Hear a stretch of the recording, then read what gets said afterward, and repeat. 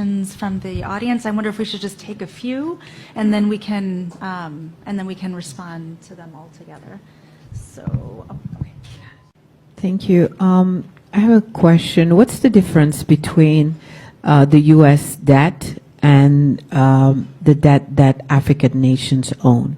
Because the U.S. debt doesn't keep the U.S. from being one of the leading powers of the world, but then African nations can't make it because of that debt that is strangling them. Should I talk? Okay. The first question is a very important question. What makes African and third world debt different from the American debt? Number one, America is never going to pay its debts.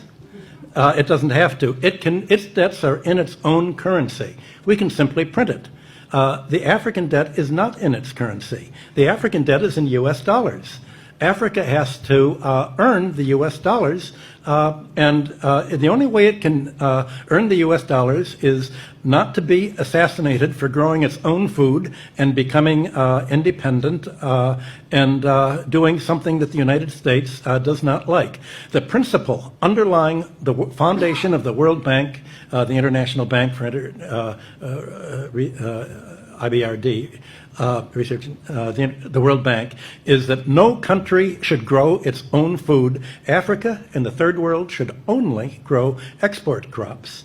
To export, in order to have an oversupply of cocoa and other tropical raw materials, to keep down the price, they must buy their grain from the United States or Europe, so that if they do something that we don't like, we can do what America tried to do to China in the 60s. We can sanction them. We can say, we're going to starve you. We're going to not export any grain to you.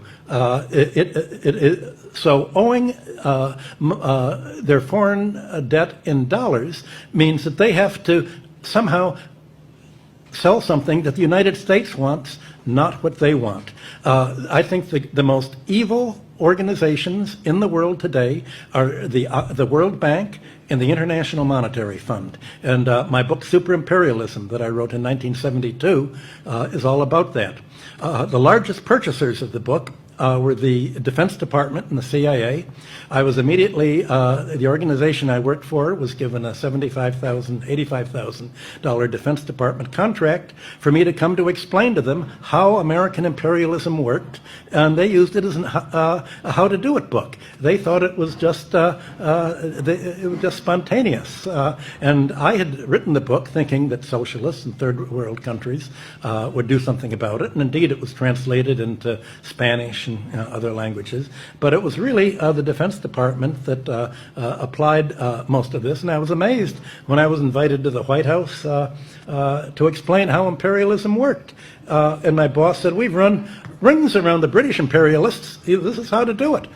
You make them owe the debts in your currency, not their own. You control their central bank and make them financially dependent on you, and then you've got a stranglehold for them. So certainly the third world countries should cancel the debts under the odious debt principle. I haven't been able to convince any of them to do it because they said if we do that, the CIA will kill us. So how do you break that cycle? That's a problem I've not been able to solve. The other thing, when you were responding to the first question, there's also something we're suffering from in Africa, the devaluation of currency as another way of Devaluation of the currency. Oh, currency, yes. As a way of keeping us dependent continuously. That's a good point. When a country devalues a currency, what are they devaluing?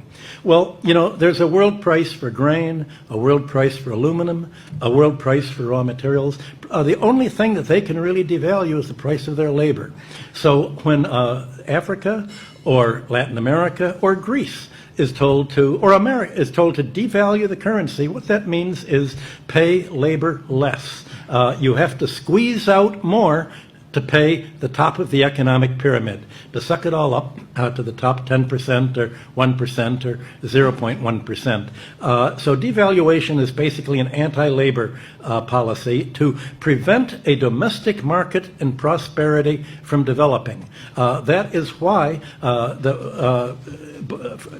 China and Russia are saying, we don't want to be part of the dollar area. We want our own currency, and we'll only borrow in our own debt. Last time I went to China, it was a little annoying because they insisted in paying me in yuan, which all these little red bills that you have to go to a bank to turn in, and yet they said, well, we're following your advice. What do you complain about? So what could I do? It's a good idea, but at least they don't want any part of American sanctions.